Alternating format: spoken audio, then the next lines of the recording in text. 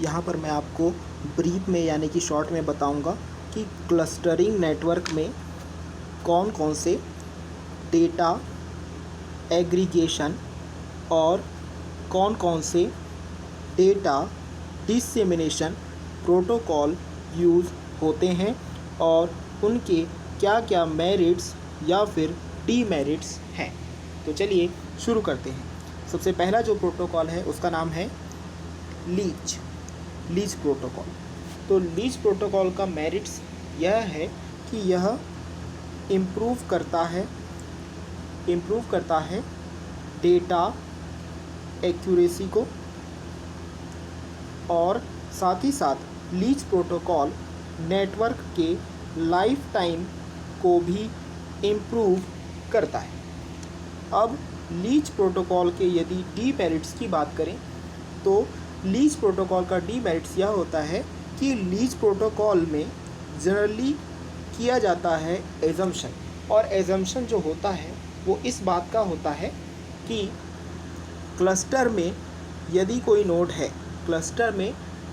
Node है तो उसके पास इतना अमाउंट ऑफ एनर्जी होगा, यानी कि इनफ एनर्जी होगा कि वह पर्टिकुलर नोड एक्ट कर सके एज अ CH यानी कि चैनल, यानी कि जो पर्टिकुलर नोड है जो कि किसी क्लस्टर में जुड़ा हुआ है उसके पास इतनी इनफ एनर्जी हो कि वो एक्ट कर सके एज अ चैनल, और वही पर्टिकुलर नोड फॉरवर्ड कर सके डेटा को।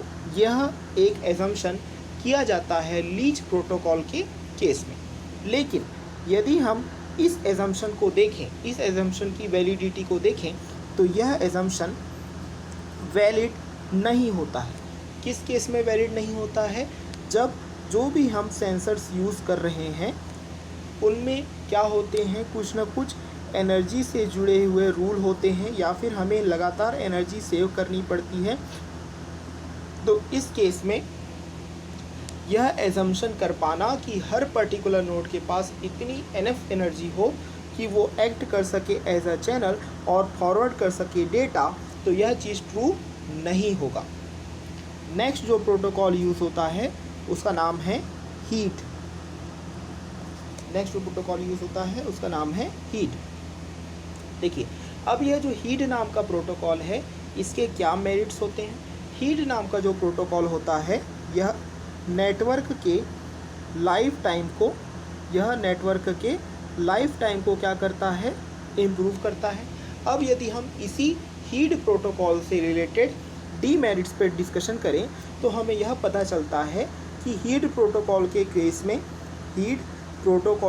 में इंटर क्लस्टर कम्युनिकेशन, यानी कि दो अलग अलग क्लस्टर्स के बीच में होने वाला जो कम्युनिकेशन है वो पॉसिबल नहीं होता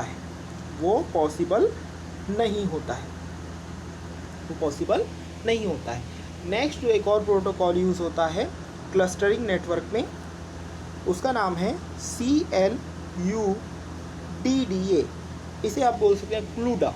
ठीक है, तो ये जो क्लूडा नाम का प्रोटोकॉल होता है इसका मेरिट्स यह होता है कि इसके मदद से डायनेमिक डेटा एग्रीगेशन होता है, यानी कि डायनेमिक डेटा एग्रीगेशन हो सकता है। साथ ही साथ यह जो पर्टिकुलर डेटा एग्रीगेशन है यह किसी अनफेमिलियर इन्वायरमेंट में भी बहुत ही आसानी से हो सकता है। ऐसा इन्वायरमेंट जिससे कि सेंसर पहले से उतना ज़्यादा फेमिलियर ना हो, वहाँ पर भी यह क्लूडा नाम का प्रोटोकॉल बहुत ही आसानी से यूज़ किया जा सकता है। नेक्स्ट जो डीमेरिट्स है क्लूडा से रिलेटेड वह यह है कि क्लूडा में यदि हमें कुछ क्वेरी करनी है, क्लूडा प्रोटोकॉल से रिलेटेड हमें कुछ क्वेरी करनी है, तो उस पर्टिकुलर क्वेरी कैचे के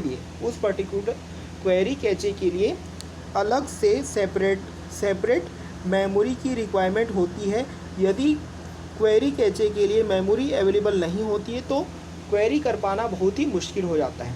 तो यहाँ पर हमने डिस्कशन किया data aggregation and डिससेमिनेशन protocols in clustering network के बारे में।